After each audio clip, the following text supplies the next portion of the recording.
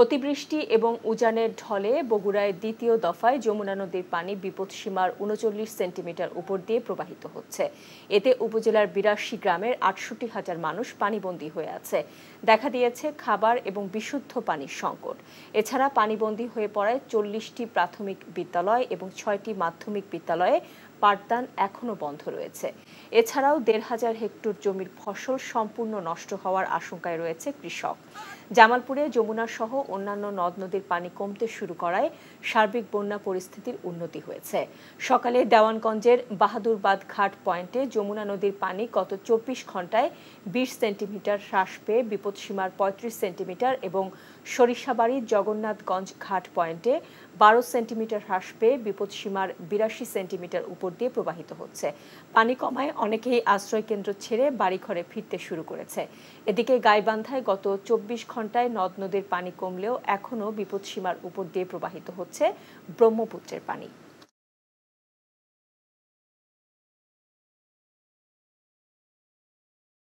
এখন জন্ম সনদ দিয়ে খোলো বিকাশ স্টুডেন্ট অ্যাকাউন্ট। নিজের বিকাশ নিজে কর। বন্যার খবর জানতে যাচ্ছি জামালপুরে স্থানীয় প্রতিনিধি আসমাউল আসিফের কাছে। সরাসরি যোগ দিচ্ছেন তিনি আমাদের সাথে।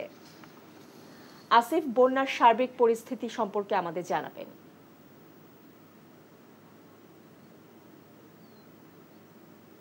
শাওন, জামালপুরের যমুনা, ব্রহ্মপুত্র সহ অন্যান্য নদ নদীর পানি কিন্তু ইতিমধ্যেই কমতে শুরু করেছে। তো পানি কমার সাথে সাথেই জামালপুরের সার্বিক বন্যা পরিস্থিতির বেশ উন্নতি হয়েছে, যদিও এখনো বিপদসীমার উপর দিয়েই যমুনার পানি প্রবাহিত হচ্ছে। আজ দেওয়ানগঞ্জের বাহাদুরাবাদ ঘাট পয়েন্টে ৩৫ সেন্টিমিটার উপর দিয়ে পানি প্রবাহিত হচ্ছে। গত ২৪ ঘন্টায় এই পয়েন্টে ২০ সেন্টিমিটার পানি কমেছে। পানি উন্নয়ন বোর্ড সূত্রে জানা গেছে আজ সারাদিনে কিন্তু পানি বেশ আরো অনেক কমে যাবে। তো জামালপুরের যে সার্বিক বন্যা পরিস্থিতিতে যে বন্যা দুর্গতরা বর্তমানে যে আশ্রয় কেন্দ্রগুলোতে অবস্থান নিয়েছিল, সেখান থেকে তারা অনেকেই বাড়িতে ফিরে গেছেন। জামালপুরের ১৫টি আশ্রয় কেন্দ্রের মধ্যে বর্তমানে 10টি আশ্রয় কেন্দ্রে মানুষজন আশ্রয় নিয়ে আছে, 5টি আশ্রয় কেন্দ্র কিন্তু বন্ধ ঘোষণা করেছে। অনেকেই বাড়ি ফিরে গেছেন। তো বাড়ি ফিরে গিয়ে কিন্তু এই বন্যা দুর্গতরা নতুন করে আবার যুদ্ধ শুরু করবে।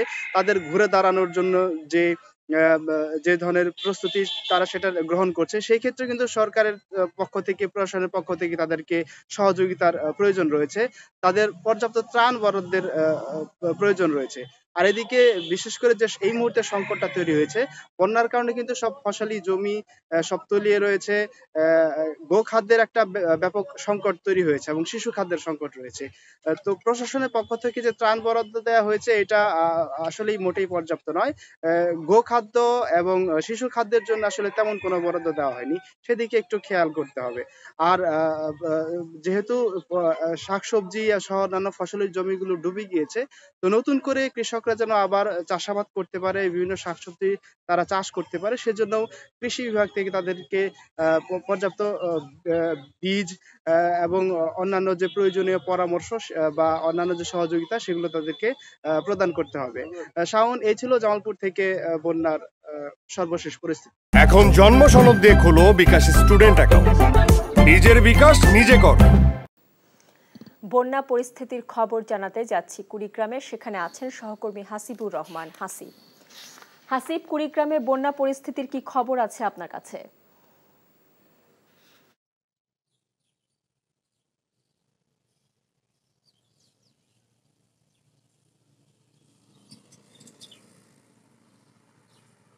শাওন, কুড়িগ্রামের সার্বিক বন্যা পরিস্থিতি কিন্তু কিছুটা উন্নতি হয়েছে, তবে ব্রহ্মপুত্র এবং দুধকুমর নদীর পানি এখনো বিপদসীমার উপর দিয়ে প্রবাহিত হচ্ছে। আমাদের যে চরাঞ্চলের ৪ শতাধিক চরাঞ্চলের ২.৫ লাখ মানুষ যে পানিবন্দী ছিল, সেই চরাঞ্চলগুলোর পানি কিন্তু কমছে অত্যন্ত ধীর গতিতে। এই পানিবন্দী মানুষগুলো যদি ঘরে ফিরতে চায়, তবুও তাদের আরো ৩-৪ দিন সময় লাগবে। আমরা চরাঞ্চল ঘুরে দেখেছি, প্রত্যেকটা বাড়িতে যে পরিমাণ কাদা জমেছে এবং বাড়ির টিউবওয়েলগুলো যেভাবে ডুবে আছে, সেখানে বসবাসের উপযোগী করতে গেলে তাদের আরো ৩-৪ দিন সময় লাগবে। আর চরাঞ্চলের মানুষগুলো কিন্তু খাদ্যের সংকটটা প্রকট আকারে ধারণ করেছে।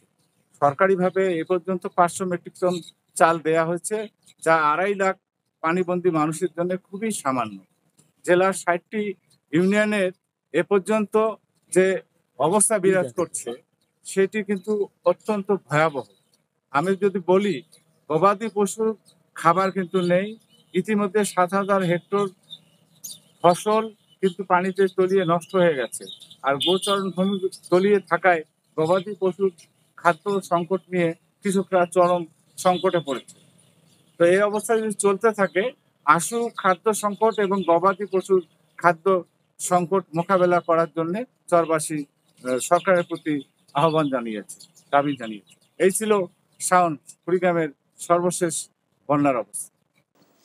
রাজধানী ধানমন্ডিতে আওয়ামী লীগ সভাপতির রাজনৈতিক কার্যালয়ে সার্বজনীন পেনশন স্কিম থেকে অন্তর্ভুক্তি বাতিলের দাবিতে পাবলিক বিশ্ববিদ্যালয়ের শিক্ষকদের সাথে বৈঠকে বসেছেন দলটির সাধারণ সম্পাদক ওবায়দুল কাদের।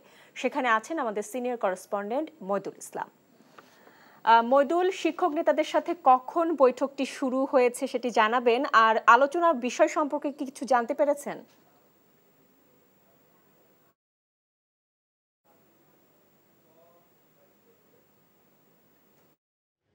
এখন থেকে 15 মিনিট আগে এখানে বাংলাদেশ আওয়ামী লীগের সভাপতি এবং প্রধানমন্ত্রী শেখ হাসিনার রাজনৈতিক কার্যালয় ধানমন্ডি 3-এর এতে সভা শুরু হয়েছে এবং এখানে সভা মূলত শিক্ষকদের পক্ষ থেকে বাংলাদেশ বিশ্ববিদ্যালয় শিক্ষক সমিতি ফেডারেশনের মহাসচিব ডক্টর নিজামুল হক ভূঁইয়া তার নেতৃত্বে এবং 10 সদস্যের একটি প্রতিনিধি দল এখানে এসেছেন। এখানে বৈঠকে আরও উপস্থিত আছেন বাংলাদেশ আওয়ামী লীগের সাধারণ সম্পাদক ওবায়দুল কাদের, শিক্ষামন্ত্রী সহ এবং আওয়ামী লীগের দপ্তর সম্পাদক বিপ্লব বড়ুয়া সহ কয়েকজন উপস্থিত আছে এবং শিক্ষকদের পক্ষ থেকে 10 জন প্রতিনিধি অংশ নিয়েছে এবং 11:15টার দিকে যে বৈঠক শুরু হয়েছে সেটা এখনো চলছে। এবং আজকে মূলত এই যে বৈঠকের মূল বিষয়বস্তু হলো যে সর্বজনীন পেনশন স্কিম প্রত্যয় বাতিলের দাবিতে যে শিক্ষকরা দীর্ঘদিন ধরে আন্দোলন করে আসছেন। গত 13 দিন ধরে তারা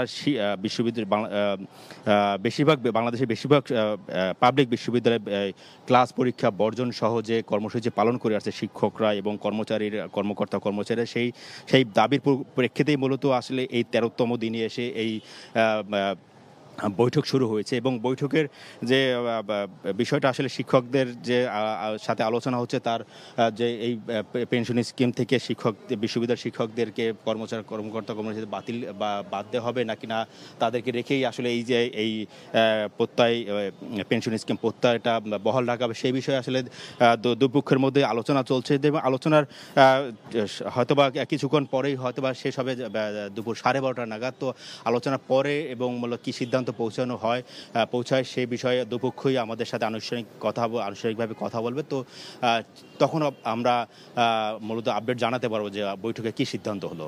তো এই ছিল এখানকার অবস্থা। শাওন, বাজার পরিস্থিতির খবর জানতে এখন আমরা যাচ্ছি রাজশাহীতে। সেখানে আছেন আমাদের সিনিয়র করেসপন্ডেন্ট সাজু। চাল সহ নিত্যপণ্যের দাম কেমন দেখছেন, আর ক্রেতা বিক্রেতারা কি বলছেন?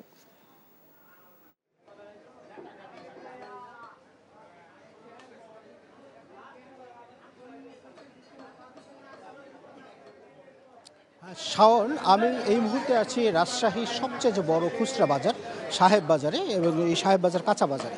তো আপনি যে বিষয়টি জানতে চেয়েছেন, আমরা এখানে এসে যে ক্রেতা এবং বিক্রেতাদের সাথে খোঁজ নিয়ে জেনেছি সবচেয়ে যে ভোগান্তি পড়েছে সাধারণ মানুষ, কারণ তারা কাঁচা বাজারে এসে তাদের নাভিশ্বাস উঠেছে। তারা দেখেছে আজকে কাঁচা মরিচের দাম সবচেয়ে বেড়েছে। কাঁচা মরিচ আজকে বিক্রি হচ্ছে 400 টাকা কেজি, অর্থাৎ এই ঈদের আগে যে কাঁচা মরিচ 150 থেকে 160 টাকা বিক্রি হতো সেই কাঁচা মরিচ আজকে বিক্রি হচ্ছে 400 টাকা কেজি। এবং আমি বেশ কয়েকজন বিক্রেতাদের সাথে কথা বলেছি, তারা অনেকেই আজকে দোকানে কাঁচামরিচ তুলেইনি। তারা বলছে যে ক্রেতাদের সঙ্গে এই কাঁচামরিচের দাম নিয়ে বাক বিতণ্ডা হচ্ছে। আর এর বাইরে যদি আপনাকে অন্যান্য সবজির দাম একটু বলতে চাই, 80 টাকার নিচে কোনো সবজি পাওয়া যাচ্ছে না, একমাত্র পটল ছাড়া। পটল 30 টাকা কেজিতে বিক্রি হচ্ছে, আর অন্যান্য যেসব সবজি 80 থেকে 120 টাকা কেজি দরে বিক্রি হচ্ছে।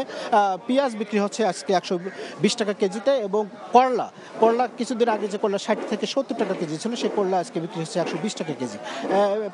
বেগুন আমি খোঁজ নিয়েছি, বেগুন 80 টাকা বিক্রি হচ্ছে, যে বেগুন কয়েকদিন আগেও ছিল 60 টাকা কেজি।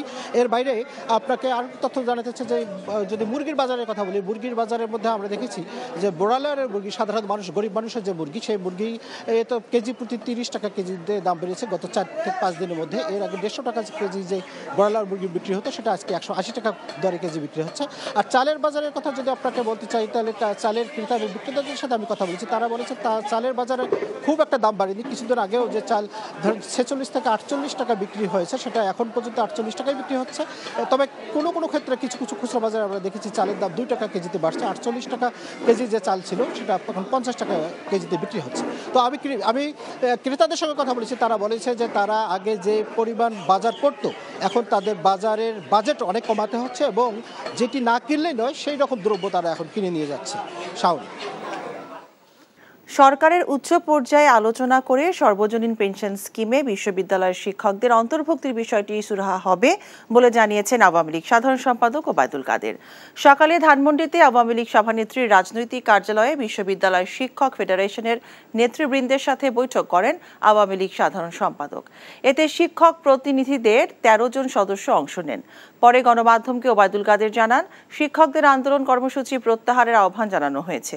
তিনি দাবি করেন, রাষ্ট্রে যাতে কোনো বৈষম্য না থাকে সেই জন্য কোটা ব্যবস্থা রাখা হয়েছে। শিক্ষার্থীদের আন্দোলনকে পুঁজি করে একটি রাজনৈতিক কুচক্রী মহল ষড়যন্ত্র করছে বলেও অভিযোগ করেন ওবায়দুল কাদের। শিক্ষকদের ব্যাপারে যে তথ্যটা গেছে এটা মিস্টেক। ইতিপূর্বে পাবলিক বিশ্ববিদ্যালয় শিক্ষকদের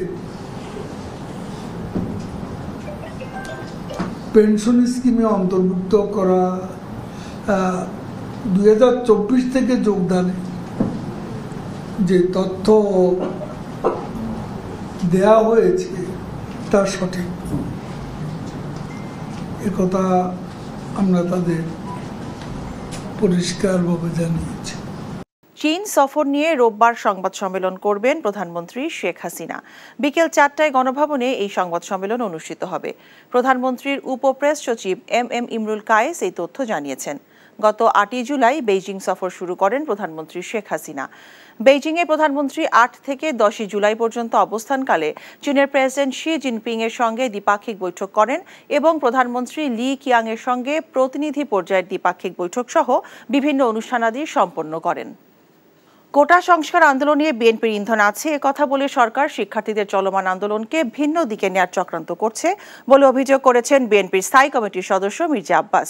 এই আন্দোলনের আড়ালে ক্ষমতাসীনরা অন্য কিছু করছে কিনা তা নিয়েও সংশয় প্রকাশ করেন তিনি। শহীদ রাষ্ট্রপতি জিয়াউর রহমানের মাজারে শ্রদ্ধা নিবেদন শেষে এসব বলেন বিএনপির নীতি নির্ধারণী ফোরামের এই সদস্য। ইমরুল হাসানের রিপোর্ট। শেরেবাংলা নগরে শহীদ রাষ্ট্রপতি জিয়াউর রহমানের মাজারে বিএনপি নেতাকর্মীদের ঢল। উপলক্ষ সদ্য ঘোষিত ঢাকা মহানগর উত্তর ও দক্ষিণ বিএনপির নতুন কমিটির নেতাদের শ্রদ্ধা নিবেদন। তাদের নিয়ে দলের প্রতিষ্ঠাতার প্রতি শ্রদ্ধা জানান মির্জা আব্বাস। নতুন নেতৃত্ব আগামী দিনের আন্দোলনে ভূমিকা রাখবে বলে আশা প্রকাশ করেন তিনি। কথা বলেন কোটা সংস্কার আন্দোলন প্রসঙ্গেও। অভিযোগ করেন ন্যায়সঙ্গত আন্দোলনকে ভিন্ন দিকে নিতে চায় সরকার। এই কোটা সংস্কার আন্দোলন যারা করছে তাদের দাবি দেওয়া ন্যায্য, সুতরাং বিএনপি এর সঙ্গে আছে এই কথা বলে আসল বিষয়টাকে ধামাচাপা দেওয়ার চেষ্টা করার কোনো প্রয়োজন আছে বলে আমি মনে করি না। এটা তাদের একটা অপপ্রয়াস, অপকৌশল এই আন্দোলনকে অন্যদিকে ধাবিত করার জন্য। আমরা ভয় পাচ্ছি এটুকুই যে এই আন্দোলনের ফাঁক দিয়ে আবার অন্য কোনো অপকর্ম তারা করছে কিনা, এই দেশের বিরুদ্ধে কোনো ষড়যন্ত্র করছে কিনা, এটা আমরা ভয় পাচ্ছি। বিএনপি ব্যর্থ হয়নি মন্তব্য করে মির্জা আব্বাস বলেন, গণতন্ত্র ও ভোটাধিকারের দাবিতে অব্যাহত থাকবে তাদের কর্মসূচি। বিএনপির কোনো আন্দোলন কখনো ব্যর্থ হয় নাই। এই আন্দোলনে আমাদের ছেলেরা, আমাদের কর্মীরা, আমাদের নেতারা দলে দলে জেলে গিয়েছে, এখনো যাচ্ছে, আবার বেরোচ্ছে, আবার ঢুকতেছে, গুলি খেয়েছে, আহত হয়েছে, শাহাদাত বরণ করেছে, বহু লোক আছে। সুতরাং আন্দোলন ব্যর্থ হয় নাই, বরং সরকার আন্দোলনকে নস্যাৎ করার একটা চেষ্টা করতেছে। আমার চ্যালেঞ্জ কিন্তু সরকার, এই সরকার যদি ক্ষমতায় থাকে এই দেশের স্বাধীনতা, সার্বভৌমত্ব, গণতন্ত্র কিছুই থাকবে না। সুতরাং এই হায়নার হাত থেকে আমাদের দেশকে বাঁচাতে হবে। নেতাকর্মীদের নতুন করে আন্দোলনের প্রস্তুতি নেওয়ার আহ্বানও জানান তিনি। Imrul Hasan, NTV news, Dhaka. শুক্রবারের কয়েক ঘন্টার বৃষ্টিতে রাজধানীর বিভিন্ন এলাকায় ব্যাপক জলাবদ্ধতার সৃষ্টি হয়। 24 ঘন্টা পার হলেও রাজধানীর অনেক এলাকা থেকে এখনো পানি সরেনি। এই মুহূর্তে রাজধানী নিউ মার্কেটে আছেন আমাদের সহকর্মী জুনায়েদ আল হাবিব। আমরা সরাসরি যাচ্ছি তার কাছে। জুনায়েদ, নিউ মার্কেটের জলাবদ্ধতা এবং ব্যবসায়ীদের কি অবস্থা দেখছেন আমাদেরকে জানাবেন।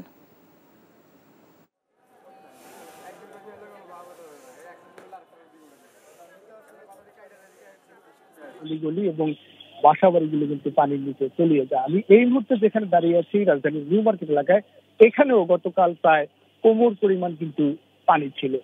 তো পানি কিন্তু ইতোমধ্যে নেমে গিয়েছে, কিন্তু মানুষের যে দুর্ভোগ, বিশেষ করে এই নিউ মার্কেটের ব্যবসায়ীদের যে দুর্ভোগ, সেই দুর্ভোগ কিন্তু এখনো রয়েছে। আপনি দেখতে পাচ্ছেন যে আসলে এই বৃষ্টির জলাবদ্ধতার কারণে ব্যবসায়ীদের যে বিভিন্ন সরঞ্জামাদি যেগুলো পানির নিচে আসলে তলিয়ে গিয়েছিল, তারা চেষ্টা করছেন সেই তাদের সরঞ্জামাদিগুলো আসলে রোদ্রে শুকিয়ে আসলে তাদের যে ক্ষতি হয়েছে এই জলাবদ্ধতা, সেটা কিছুটা হলেও পুষিয়ে নেওয়ার জন্য। তবে তা আসলে ব্যবসায়ীদের সাথে আমার কথা হয়েছে, তারা আসলে ক্ষোভ জানিয়েছেন গত কয়েক বছর ধরেই কিছুটা বৃষ্টি হলেই ঢাকা শহরের নিউ মার্কেট কিন্তু তলিয়ে যায় এবং তারা প্রতি বছরই ক্ষতি গুনতে হয়। তারা বলছেন যে প্রতিটি দোকানে গতকালের বৃষ্টিতে বিশেষ করে 2 থেকে 2.5 লাখ টাকা এভারেজে, তারা বলছেন যে প্রতিটি দোকান, প্রতিটি ব্যবসায়ীকে সেই ক্ষতি কিন্তু গুনতে হবে। এজন্য তারা দুষছেন যেমন মার্কেট কমিটিকে, একই সঙ্গে কিন্তু সিটি কর্পোরেশন। তারা বলছেন যে সব ধরনের ট্যাক্স তারা পরিশোধ করেন, সব ধরনের যে ধরনের ফি গুলো রয়েছে সবই পরিশোধ করেন, কিন্তু তাদের যে অবস্থার উন্নতি, সেই অবস্থার উন্নতি কিন্তু এখন পর্যন্ত না। আমি তো আপনাকে জানিয়ে রাখি, এই যে দক্ষিণের মেয়র ফজলুর তাপস, তার নির্বাচনী ইশতেহার ছিল জলাবদ্ধতা নিরসনটা অন্যতম গুরুত্বপূর্ণ একটি ইশতেহার ছিল, কিন্তু আমরা দেখেছি গত 4 বছরে প্রায় 360 কোটি টাকা ব্যয় করা হয়েছে জলাবদ্ধতা নিরসনে। 2 সিটি কর্পোরেশন মিলে কিন্তু প্রায় 700 কোটি টাকার উপরে গত 4 বছরে ব্যয় হয়েছে, যেটা আমরা জানতে পেরেছি। কিন্তু আসলে এই চিত্র, জলাবদ্ধতার চিত্রের খুব একটা কিন্তু পরিবর্তন হয়নি। কিছুটা বৃষ্টি হলেই কিন্তু এই শহর তলিয়ে যাচ্ছে পানির নিচে, ভোগান্তিতে পড়ছেন সাধারণ মানুষ। বিশেষ করে এই নিউ মার্কেটের ভোগান্তিটা আসলে অনেকটা চোখে পড়ার মতো এবং খুবই দুঃখজনক, যেহেতু এখানে প্রায় 450 মতো দোকান আমাদেরকে যেমনটা জানিয়েছে গতকাল তলিয়ে গিয়েছিল এবং তারা চাচ্ছেন এর থেকে স্থায়ী একটি মুক্তি। মিতা, নগরবাসীর ভোগান্তি কমাতে রাস্তাঘাট ও গুরুত্বপূর্ণ মোড়ে প্রতিবন্ধকতা সৃষ্টি করে যানবাহন চলাচলে বাধা সৃষ্টি না করার আহ্বান জানিয়েছে ঢাকা মেট্রোপলিটন পুলিশের ট্রাফিক পুলিশ। ডিএমপির সাপ্তাহিক ট্রাফিক আপডেট বিষয়ে সংস্থাটির মিডিয়া সেন্টারে নিয়মিত সংবাদ সম্মেলনে এই আহ্বান জানান ডিএমপির ট্রাফিক বিভাগের যুগ্ম কমিশনার SM মেহেদী হাসান। তিনি বলেন, রাস্তায় শৃঙ্খলা বজায় না রাখলে ট্রাফিক পুলিশকে কঠোর ব্যবস্থা নেওয়ার নির্দেশ দেওয়া হয়েছে। এছাড়া ছাত্রদের কোটা বিরোধী আন্দোলনে রাস্তা অবরোধ করার ফলে তৈরি তীব্র যানজটের ভোগান্তি এড়াতে ডিএমপি ট্রাফিক বিভাগের কোনো পদক্ষেপ আছে কিনা জানতে চাইলে তিনি বলেন, বিষয়টি নিয়ে ডিএমপি ক্রাইম অপারেশন বিভাগের সাথে সমন্বয় করে সিদ্ধান্ত নেওয়া হবে বলে জানান মেহেদী হাসান। বাজার নিয়ন্ত্রণে আলু, পেঁয়াজ আমদানির জন্য আইপি অনুমোদন দেওয়া হয়েছে। এখন ব্যবসায়ীরা চাইলে আমদানি করতে পারবেন বলে জানিয়েছেন বাণিজ্য প্রতিমন্ত্রী আহসানুল হক টিটু। সকালে রাজধানীর কারওয়ান বাজারের টিসিবি ভবনে এক সংবাদ সম্মেলনে এসব কথা বলেন তিনি। বন্যা পরবর্তী ব্যবস্থার জন্য আমরা কৃষি মন্ত্রণালয় এবং খাদ্য মন্ত্রণালয় সহ আমাদের এই যে সাপ্লাই চেনটা যেন আমরা নিশ্চিত করতে পারি, তাদের সাথে বসে কাঁচামরিচ, পেঁয়াজ সহ অন্যান্য যে কৃষি উৎপাদিত পণ্য আছে সেটার অবস্থা এবং কি করণীয় সে বিষয়ে আমরা নিয়ে আপনাদেরকে জানাবো। যে কেউ মজুতদারি করে পেঁয়াজ, আলু, মরিচের দাম বাড়ানোর চেষ্টা করতেছে, আমাদের হটলাইন আছে, আমাদেরকে জানাইলে আমরা সঙ্গে সঙ্গে তাৎক্ষণিক ব্যবস্থা নিব। সর্বজনীন পেনশনের প্রত্যয় স্কিমে সরকারি বিশ্ববিদ্যালয়ের শিক্ষকদের 2024 সালে অন্তর্ভুক্ত করার যে তথ্য দেওয়া হয়েছে তা ভুল জানিয়ে আওয়ামী লীগ সাধারণ সম্পাদক বলেছেন, শিক্ষকদের পেনশন স্কিমের কার্যকারিতা শুরু হবে 2025 সালের 1 জুলাই থেকে। শনিবার আওয়ামী লীগ সভাপতি ধানমন্ডি কার্যালয়ে শিক্ষকদের সঙ্গে বৈঠক শেষে একথা জানান তিনি। মইদুল ইসলামের রিপোর্ট। প্রত্যয় স্কিম বাতিলের দাবিতে চলতি মাসের 1 তারিখ থেকেই সর্বাত্মক কর্মবিরতি পালন করছেন দেশের পাবলিক বিশ্ববিদ্যালয়ের শিক্ষকরা। বিষয়টি নিয়ে আন্দোলনরত শিক্ষকদের 13 সদস্যের একটি প্রতিনিধি দল শনিবার বেলা 12টার দিকে বৈঠকে বসেন আওয়ামী লীগের নেতৃবৃন্দের সাথে। ঘণ্টাব্যাপী বৈঠক শেষে ব্রিফিংয়ে আওয়ামী লীগ সাধারণ সম্পাদক ওবায়দুল কাদের বলেন, প্রত্যয় স্কিম চালুর সময় নিয়ে একটি ভুল বোঝাবুঝি তৈরি হয়েছিল, এখন তা শেষ হয়েছে। একই সাথে শিক্ষকদের দাবি যুক্তিসঙ্গত হলে তা সরকারের উচ্চ পর্যায়ে আলোচনার মাধ্যমে বিবেচনা করা হবে বলেও জানান তিনি। শিক্ষকদের ব্যাপারে যে তথ্যটা গেছে এটা মিস্টেক।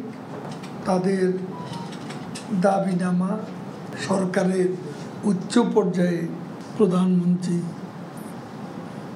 সমীপে আমরা উত্থাপন করব।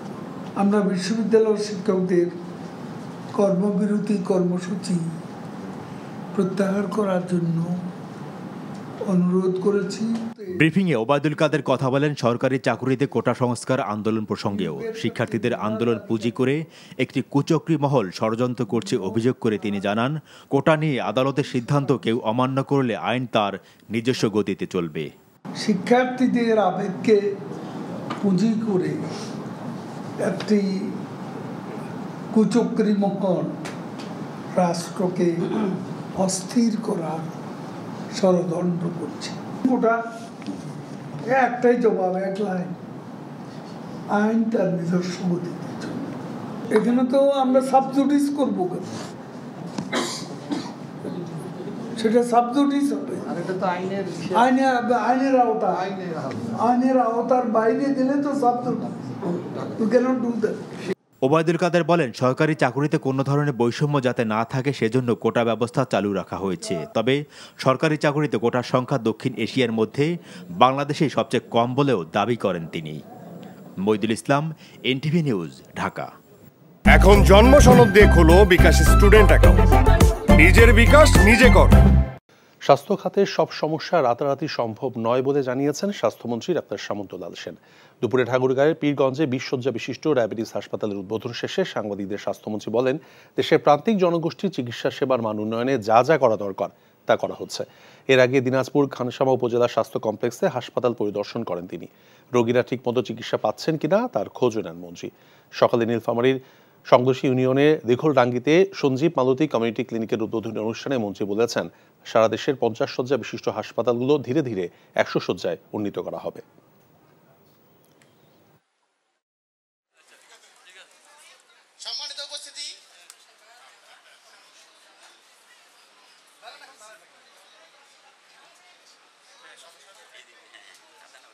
সারা বাংলাদেশেই 50 থেকে 100 করার জন্য তালিকা দেওয়া আছে।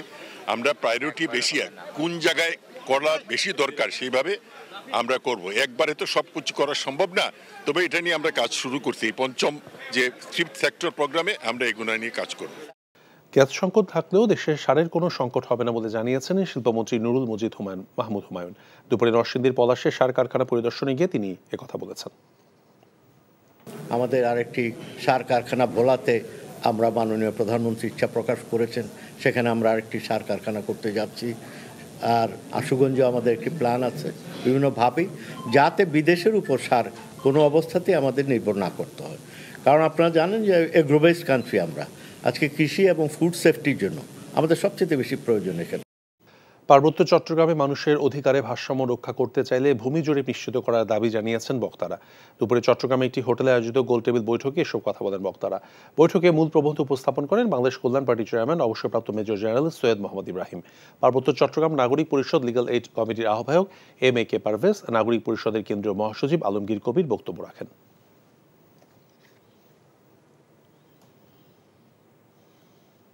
লক্ষ্মীপুরে ডাকাতি করতে বাসায় ঢুকে সৌদি প্রবাসী স্ত্রীকে হত্যার ঘটনায় জড়িতদের গ্রেফতারের দাবিতে মানববন্ধন করেছে এলাকাবাসী। সকালে সদর উপজেলার ভবানীগঞ্জ ইউনিয়নের মিয়ারবেড়ি বাজারে ঘণ্টাব্যাপী মানববন্ধনে বক্তারা বলেছেন, এলাকায় বিভিন্ন বাড়ি এবং দোকানে চুরির ঘটনা সহ মাদকের সঙ্গে জড়িতদের শনাক্ত করে আইনের আওতায় আনার দাবি জানান মানববন্ধনে অংশগ্রহণকারীরা। আগামী 24 ঘন্টার মধ্যে মামলা প্রত্যাহারের দাবি জানিয়েছেন বৈষম্য বিরোধী ছাত্র আন্দোলনের নেতারা। শিক্ষার্থীরা কোনো ভাঙচুর এবং হামলার সাথে জড়িত নয় দাবি করে তারা বলছেন, উল্টো পুলিশ তাদের ওপর হামলা করেছে। আগামীকাল রাষ্ট্রপতি বরাবর স্মারকলিপি পেশের পাশাপাশি পদযাত্রা কর্মসূচি ঘোষণা করা হচ্ছে। ফাহাদ মোহাম্মদকে সাথে নিয়ে শফিক শাহিনের রিপোর্ট। সরকারি চাকুরিতে কোটা সংস্কারের দাবিতে প্রতিবাদ সমাবেশ, ক্লাস, পরীক্ষা বর্জন ও সড়ক অবরোধের পাশাপাশি বাংলা ব্লকেট কর্মসূচি পালন করছে বৈষম্য বিরোধী ছাত্র আন্দোলন। তাদের আন্দোলনের ফলে রাজধানী ঢাকাসহ সারা দেশে অচল অবস্থা তৈরি হয়েছে। সেই কর্মসূচিতে পুলিশের উপর হামলা, ভাঙচুর ও জনমনে ভীতি সৃষ্টি করার অভিযোগে অজ্ঞাতনামাদের আসামি করে মামলা হয়েছে রাজধানীর শাহবাগ থানায়। পরবর্তী আন্দোলন কর্মসূচি জানাতে শনিবার সন্ধ্যায় ঢাকা বিশ্ববিদ্যালয়ে সংবাদ সম্মেলনে পুলিশের দায়ের করা মামলাকে মিথ্যা ও ভিত্তিহীন বলে দাবি করেন আন্দোলনকারী শিক্ষার্থীরা। দাবি করেন দীর্ঘ আন্দোলনে কোথাও সংঘর্ষে জড়াননি তারা। পুলিশ সাজানো মামলা দিয়েছে, যা 24 ঘন্টার মধ্যে প্রত্যাহারের দাবি নেতাদের। দেখুন, এই সমস্যাটিকে আপনারা ঝুলিয়ে রাখবেন না, আপনারা আমাদেরকে রাস্তায় রাখবেন না, আমরা টেবিলে ফিরতে চাই। এটাই একটি constructive, comprehensive and logical solution আমরা চাই অ্যাজ সুন অ্যাজ পসিবল। আজকে কেন হঠাৎ করে এই অজ্ঞাতনামা মামলা করা হলো সে বিষয়ে পুলিশের কাছে আমরা জবাবদিহি চাচ্ছি। কোটা সংস্কারের দাবিতে আন্দোলনে থাকা এই শিক্ষার্থীরা বলছেন, দাবি আদায় না হওয়া পর্যন্ত তাদের আন্দোলন চলবে। কোটা সংস্কার করে সংসদে আইন পাশ করার আহ্বান জানান চাকরি প্রত্যাশী এই আন্দোলনকারীরা। দাবি আদায়ের অংশ হিসেবে রোববার বঙ্গভবন অভিমুখে পদযাত্রা কর্মসূচি ঘোষণা করেছেন আন্দোলনকারীরা।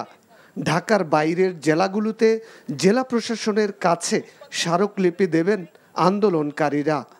গণপদযাত্রা এবং রাষ্ট্রপতি বরাবর স্মারকলিপি প্রদান সকাল 11টায়।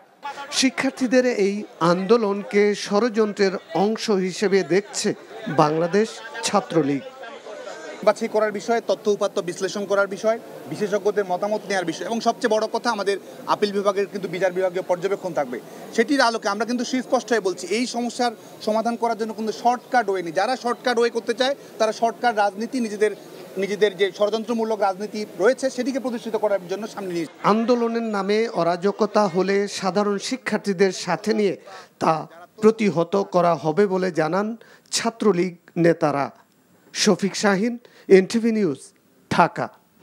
শিক্ষার্থীদের কোটা সংস্কার আন্দোলনকে দমানোর জন্য তাদের বিরুদ্ধে মিথ্যা মামলা দেয়া হয়েছে বলে অভিযোগ করেছেন বিএনপি নেতারা। বিএনপি ইন্ধন আছে এ কথা বলে সরকার চলমান আন্দোলনকে ভিন্ন দিকে নেওয়ার চক্রান্ত করছে। এই আন্দোলনের আড়ালে ক্ষমতাসীনরা অন্য কিছু করছে কি না তা নিয়েও সংশয় তাদের। রাজধানীতে এসব কথা বলেন বিএনপি নেতারা। হাসান মাহমুদের রিপোর্ট। সদ্য ঘোষিত ঢাকা মহানগর উত্তর ও দক্ষিণ বিএনপির নতুন কমিটির নেতাদের সাথে নিয়ে শহীদ রাষ্ট্রপতি জিয়াউর রহমানের মাজারে শ্রদ্ধা নিবেদন করেন বিএনপির স্থায়ী কমিটির সদস্য মির্জা আব্বাস। দোয়া ও মোনাজাত শেষে মির্জা আব্বাস বলেন, নতুন নেতৃত্ব আগামী দিনের আন্দোলনে ভূমিকা রাখবে। তিনি অভিযোগ করেন, শিক্ষার্থীদের ন্যায়সঙ্গত আন্দোলনকে ভিন্ন দিকে নিতে চায় সরকার। বিএনপি এর সঙ্গে আছে এই কথা বলে আসল বিষয়টাকে ধামাচাপা দেওয়ার চেষ্টা করার কোনো প্রয়োজন আছে বলে আমি মনে করি না। এটা তাদের একটা অপপ্রয়াস, অপকৌশল এই আন্দোলনকে অন্যদিকে ধাবিত করার জন্য। আমরা ভয় পাচ্ছি এটুকুই যে এই আন্দোলনের ফাঁক দিয়ে আবার অন্য কোনো অপকর্ম তারা করছে কিনা, এই দেশের বিরুদ্ধে কোনো ষড়যন্ত্র করছে কিনা, এটা আমরা ভয় পাচ্ছি। এদিকে বিএনপির সাথে সমমনা দলগুলোর নেতাদের ধারাবাহিক বৈঠকের অংশ হিসেবে দলের চেয়ারপারসনের গুলশান কার্যালয়ে বৈঠক করে গণ অধিকার পরিষদের একাংশের নেতারা। পরে যৌথ সংবাদ সম্মেলনে বলা হয়, গণতন্ত্র উদ্ধারের আন্দোলন চলমান থাকবে। অভিযোগ করেন, দুর্নীতি আর অপশাসনে দেশের মানুষ কোণঠাসা হয়ে পড়েছে। শিক্ষার্থীদের আন্দোলন দমানোর পায়তারা চলছে বলেও অভিযোগ করা হয় সংবাদ সম্মেলনে। একটা গণতান্ত্রিক অধিকার হিসেবে তারা যে প্রতিবাদ করেছিল তার উপর আক্রমণ করা হয়েছে, তাদের বিরুদ্ধে মিথ্যা মামলা দেওয়া হয়েছে, তার প্রতিবাদ জানাচ্ছি আমরা। যারা প্রশ্নপত্র ফাঁস করে আজকে যেসব পদে বসে আছে বিভিন্ন জায়গায়, এই পদগুলো ওরা দখল করেছে, হাইয়েস্ট বিডার হয়েছে, এটা সবচেয়ে বেশি পয়সা দিয়েছে। একটা হচ্ছে হাইয়েস্ট বিডাররা দখল করলো, আরেকটা হচ্ছে দলীয়, আর হচ্ছে কোটা ব্যবস্থার মাধ্যমে। কোটা ব্যবস্থার মধ্যে মুক্তিযোদ্ধাদের মধ্যে কত ধরনের মুক্তিযুদ্ধ ইতিমধ্যে আপনারা পত্রপত্রিকায় দেখেছেন, এরাও কিন্তু এর সুবিধা পায়, কিন্তু সবগুলো আবার দলীয় বিবেচনায়। কিন্তু পণ্যমূল্যের ঊর্ধ্বগতি আর নাজুক অর্থনীতির জন্য সরকারের লুটপাটকে দায়ী করে এর বিরুদ্ধে সবাইকে ঐক্যবদ্ধ হবার আহ্বান জানান নেতারা। শক্তি দিয়ে দমন করতে চায়। Hasan Mahmud, NTV news, Dhaka. Quota বাতিলের দাবিতে রাস্তা অবরোধ না করে শিক্ষার্থীদের উচ্চ আদালতের রায় মেনে নেওয়ার আহ্বান জানিয়েছেন স্বরাষ্ট্রমন্ত্রী আসাদুজ্জামান খান কামাল। বিকেলে ময়মনসিংহে পুলিশ মুক্তিযুদ্ধ জাদুঘরের উদ্বোধন এবং পুলিশ লাইন্সের 11টি উন্নয়ন প্রকল্পের ফলক উন্মোচনকালে একথা বলেন তিনি। স্বরাষ্ট্রমন্ত্রী বলেন, বিশ্বের সব দেশে কোটা পদ্ধতি আছে। লাগাতার সড়ক অবরোধের কারণে মানুষের দুর্ভোগ বাড়ছে। কোনো দাবি দাওয়া থাকলে আদালতে এসে তা বাস্তবায়নেরও আহ্বান জানান মন্ত্রী। যদি কিছু ছাত্র ভাইদের কিছু বলার থাকে, তারা এই রাস্তাঘাট বন্ধ না করে তারা কোর্টে এসে কোর্টের মাধ্যমে তারা যেন তাদের যে বলার সেটা বলার জন্য। কোর্ট রাস্তাঘাট বন্ধ করলে লাভ কি হবে আমি জানি না, দুর্ভোগ বাড়বে, জনগণের দুর্ভোগ বাড়বে। প্রতিটি ক্ষেত্রে বাংলাদেশ অপ্রতিরোধ্য গতিতে এগিয়ে যাবে, এই অগ্রযাত্রা অব্যাহত থাকবে বলে জানিয়েছেন প্রধানমন্ত্রী শেখ হাসিনা। বিকেলে আন্তঃব্যাংক ফুটবল টুর্নামেন্টের ফাইনাল খেলা ও পুরস্কার বিতরণী অনুষ্ঠানে একথা বলেন তিনি। অলিম্পিকে পদক লাভের জন্য কিছু খেলা বাছাই করে উন্নত প্রশিক্ষণের ব্যবস্থা করা হচ্ছে বলেও জানান শেখ হাসিনা। নজরানা চৌধুরী রিপোর্ট।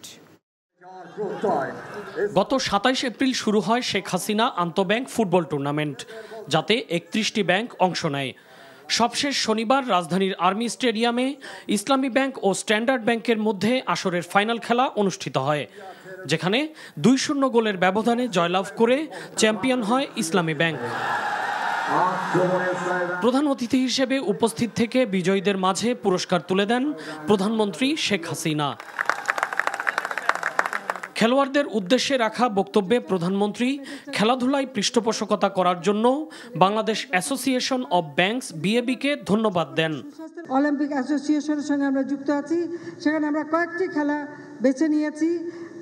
সবগুলি একসাথে হয়তো পারবো না, কিন্তু ওর মধ্য দিয়ে ট্রেনিং করিয়ে উপযুক্ত করে গড়ে তোলা, এটা সব থেকে দরকার। সেজন্য আমরা যেমন এখানে বিকেএসপি ঢাকায় ছিল, আমরা প্রত্যেক বিভাগে একটা করে দিচ্ছি। সেখানে সাঁতার থেকে শুরু করে আর্চারি থেকে শুরু করে এখানে সব ধরনের খেলাধুলার যেন একটা সুযোগ হয়। শুধু খেলাধুলা নয়, বর্তমান সরকারের সময়ে দেশ সব দিক থেকে এগিয়ে গেছে বলে জানান সরকার প্রধান।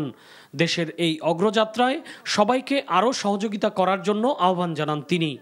আন্তর্জাতিক পর্যায়েও বাংলাদেশ আজকে যেভাবে এগিয়ে যাচ্ছে, এই ধারা অব্যাহত রেখেই আমরা এগিয়ে যাব। বাংলাদেশ অপ্রতিরোধ্য গতিতে বিশ্ব দরবারে এগিয়ে যাবে উন্নত সমৃদ্ধ স্মার্ট বাংলাদেশ হিসেবে। তরুণদের খেলাধুলায় উৎসাহিত করার জন্য যার যার জায়গা থেকে এগিয়ে আসারও আহ্বান জানান প্রধানমন্ত্রী। নজরানা চৌধুরী, এনটিভি নিউজ, ঢাকা। সুশাসনের অভাবে ঘুণে ধরা ব্যাংক খাত গ্রাহকদের আমানতের নিশ্চয়তা দিতে পারছে না বলে মন্তব্য করেছেন বিশিষ্ট অর্থনীতিবিদ ডক্টর আহসান এইচ মনসুর। রাজধানীতে ইআরএফ এর আলোচনায় তিনি মন্তব্য করেন, টাকা আর ডলার সংকটের মধ্যে থালা বাটি বেচে কোরমা পোলাও খাচ্ছে ব্যাংকগুলো। এছাড়া ব্যাংক খাতের সংকট উত্তরণে রাজনৈতিক সদিচ্ছার ঘাটতি আছে বলেও মনে করেন তিনি। হাসানুল শানের রিপোর্ট। খেলাপি ঋণ সহ নানা অনিয়ম আর অব্যবস্থাপনায় ধুঁকছে দেশের ব্যাংক খাত। কিছু ব্যাংকে তারল্য সংকটে আমানত নিয়েই দুশ্চিন্তায় গ্রাহকরা। ব্যাংক খাত নিয়ে ইকোনমিক রিপোর্টার্স ফোরামের আলোচনায় পলিসি রিসার্চ ইনস্টিটিউটের নির্বাহী পরিচালক ডক্টর আহসান এইচ মনসুর বলেন, ঋণের অর্থ আদায় না করে ঋণের সুদকে আয় দেখিয়ে মুনাফা দেখাচ্ছে ব্যাংকগুলো। আসলে তারা আমানতের অর্থ লুটে খাচ্ছে বলেও মন্তব্য তার। সরকারের চাহিদা মেটানো, ব্যক্তি খাতের চাহিদা মেটানো, এগুলো এই ব্যাংকিং খাতের পক্ষে সম্ভব হচ্ছে না, এবং ডিপোজিটারদের টাকার নিশ্চয়তা দেওয়াটাও সম্ভব হচ্ছে না। আমি তো বলবো যে ব্যাংকিং খাতের ডেটাতে সবচেয়ে বেশি উল্টোপাল্টা আছে। আমি বলতেছি 10%, আসলে তো আর 25%-এর মতো হচ্ছে নন পারফর্মিং লোন। এটা কেন হচ্ছে? এটা তো আমি অ্যালাউ করছি, উইন্ডো ড্রেসিং করে বিভিন্নভাবে তাদেরকে প্রশ্রয় দিয়ে এটাকে ঢেকে রাখা হয়েছে। বাংলাদেশ ব্যাংককেও দায়বদ্ধ করতে হবে এবং সরকারকেও দায়বদ্ধ করতে হবে যে কেন আজকে এই অবস্থায় আসলো। রাষ্ট্রের আশীর্বাদে অনেকে অঢেল সম্পদের মালিক হচ্ছেন এবং বিদেশে অর্থ পাচারও করছেন অভিযোগ করে ডক্টর মনসুর বলেন, এদের বিরুদ্ধে দৃশ্যমান পদক্ষেপ না নিলে লুটপাট বন্ধ হবে না। যদি আমি এক্সাম্পল সৃষ্টি করতে না পারি, আমি যদি একটা ডিটারেন্স ক্রিয়েট করতে না পারি, আমি লুটতরাজ বন্ধ করতে পারবো না। আমার ব্যাংকের দরজা knowingly or unknowingly for some people সবসময় খোলা, যে টাকার থলি নিয়ে চলে আসতে পারবে তারা বিভিন্ন স্ক্যামের মাধ্যমে। তো সেটা তো চলতেছে। এই অর্থনীতিবিদ আরও বলেন, রাজস্ব আয় সহ বিভিন্ন সূচকে কাঙ্ক্ষিত উন্নতি করতে না পারায় সরকারের আর্থিক সামর্থ্যই দিন দিন কমছে। ধার করে আমি চিরকাল রিজার্ভ বাড়াতে পারবো না। আমার রিজার্ভ রক্ষা করতে হবে পলিসি অ্যাডজাস্টমেন্টের মাধ্যমে। আমাকে এক্সপোর্ট বাড়িয়ে, রেমিটেন্স বাড়িয়ে, টাকা পাচার কমিয়ে বাজারের সিস্টেমের থ্রুতে আমাকে রিজার্ভ বাড়াতে হবে, বাড়াতেই হবে, কোনো সন্দেহ নেই। কারণ যদি আমার রিজার্ভ না বাড়ে বাংলাদেশের প্রতি কারো আস্থা থাকবে না। এছাড়া মূল্যস্ফীতি নিয়ন্ত্রণে আগামীতে সংকোচনমূলক মুদ্রানীতি করার পরামর্শ এই অর্থনীতিবিদের। Hasanul Shaon, NTV news, Dhaka. তথ্য ও সম্প্রচার প্রতিমন্ত্রী মোহাম্মদ এ আরাফাত বলেছেন, কোটা নিয়ে আপিল বিভাগের রায়ের পরে সরকারের কমিশন গঠনের সুযোগ নেই। বৈষম্য দূর করার জন্যই কোটার প্রয়োজন। তেজগাঁওস্থ ঢাকা জেলা আওয়ামী লীগ কার্যালয়ের সংবাদ সম্মেলনে এসব কথা বলেন তিনি। প্রতিমন্ত্রী বলেন, আন্দোলনকারীরা বারবার দাবি পরিবর্তন করছে, তাই মনে হচ্ছে রাষ্ট্রের 3 বিভাগের বিষয়ে তাদের কোনো ধারণা নেই। যখন সরকার হাইকোর্টের আদেশের বিরুদ্ধে সর্বোচ্চ আদালতে আইনি লড়াই করছে, তখন এই নিয়ে আন্দোলনের সাংবিধানিক কোনো এখতিয়ার নেই। আন্দোলনকারীদের দাবি আর সরকারের চাওয়া এক উল্লেখ করে তাদের ক্লাসে ফিরে যাওয়ার আহ্বান জানান তিনি। শিক্ষার্থীদের আবেগকে অনেকে ভুল পথে নেওয়ার চেষ্টা করছে উল্লেখ করে এ ব্যাপারে তাদের সজাগ থাকারও আহ্বান জানান তিনি। মেধার মূল্যায়ন এইটাকে সামনে রেখেই মানে কোটা বিষয় সাধারণ যারা পিছিয়ে থাকা মানুষের অধিকার সংরক্ষণ করেই এটা সমাধান হবে।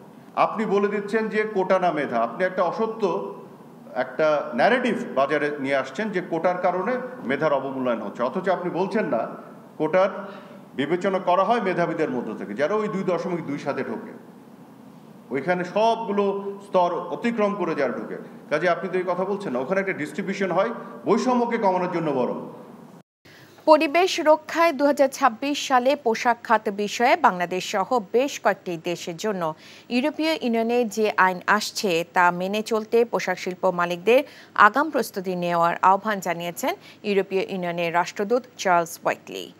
আজ রাষ্ট্রদূত সহ 6 সদস্যের একটি প্রতিনিধি দল নারায়ণগঞ্জে বিসিকি শিল্প নগরী ফকির অ্যাপারেলসের একটি গার্মেন্টস কারখানা পরিদর্শন করেন। প্রতিষ্ঠানের কর্মপরিবেশ, উৎপাদন, শ্রম পরিবেশ ঘুরে দেখেন। পরে সাংবাদিকদের এসব কথা বলেন তিনি। এ সময় উপস্থিত ছিলেন ফকির অ্যাপারেলসের ব্যবস্থাপনা পরিচালক ফকির মনিরুজ্জামান, পরিচালক ফকির রাফসানুজ্জামান এবং মুনজারিন জামান।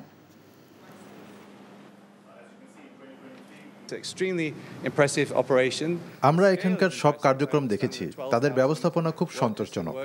এখানে 12,000-এর মতো কর্মচারী কাজ করেন। এত বড় একটি প্রতিষ্ঠানের কর্মপদ্ধতি ও তাদের উৎপাদন প্রক্রিয়া বেশ সন্তোষজনক। প্রতিষ্ঠানটি পরিবেশ বান্ধব উপায়ে কাজ করছে দেখতে পেয়েছি। কুড়িগ্রামে বন্যা দুর্গতদের পাশে দাঁড়ালো ফিলিস্তিনি দূতাবাস। বিকেলে ফিলিস্তিনি দূতাবাসে দেশটির রাষ্ট্রদূত ইউসুফ এস ওয়াই রামাদান পক্ষ থেকে ABM ফজলে করিম ফাউন্ডেশন নামে একটি সংগঠনের হাতে 1200 প্যাকেট ত্রাণ সামগ্রী তুলে দেওয়া হয়। প্রতিটি প্যাকেটে রয়েছে চাল, ডাল, তেল সহ প্রায় 14 কেজি পরিমাণের খাবার। এই সময় দুর্গতদের জন্য উষ্ণতা প্রকাশ করেন ফিলিস্তিনি রাষ্ট্রদূত। বলেন, স্বাধীনতার পর থেকে বিভিন্ন সংকটে দুদেশ একে অপরের পাশে থেকে কাজ করছে। তার ধারাবাহিকতায় এই সামান্য সহায়তা। এই সময় ফিলিস্তিনি সংকটের কথাও তুলে ধরেন তিনি। বলেন, ফিলিস্তিনে যা হয়েছে তা কোনো যুদ্ধ না, গণহত্যা। প্রতিবেশী দেশ হিসেবে বাংলাদেশ যে অনুভূতি দেখিয়েছে সেজন্য কৃতজ্ঞতা প্রকাশ করেন রাষ্ট্রদূত। এখন জন্ম সনদ দিয়ে খোলো বিকাশ স্টুডেন্ট অ্যাকাউন্ট। নিজের বিকাশ নিজে কর। ভালোবাসাটা কি জানো? 1 মণ দুধের মধ্যে 1 ফোঁটা গরুর চোনা। এই 1 ফোঁটা গরুর চোনা যেমন 1 মণ দুধকে নষ্ট করে দেয়, ঠিক সেরকম ভাবে প্রেম ভালোবাসাটা তোমার ক্যারিয়ারটাকে একদম নষ্ট করে দেয়। তোর জন্য কেন আমার এত টান, তুই ছাড়া কাঁদে আমার অবুঝ পরাণ। দূরে গেলে বুকে ভালোবাসা জাগে, তোর জন্য আমার বড্ড মায়া লাগে। তুমি আমার কাছে টাকা চাইতেছো, সেরকম আমারও তোমার কাছে একটা চাওয়া আছে। স্যার ইভেন এটাও বলছে যে আপনি নাকি পড়াশোনা ভালো মতো শেখান না।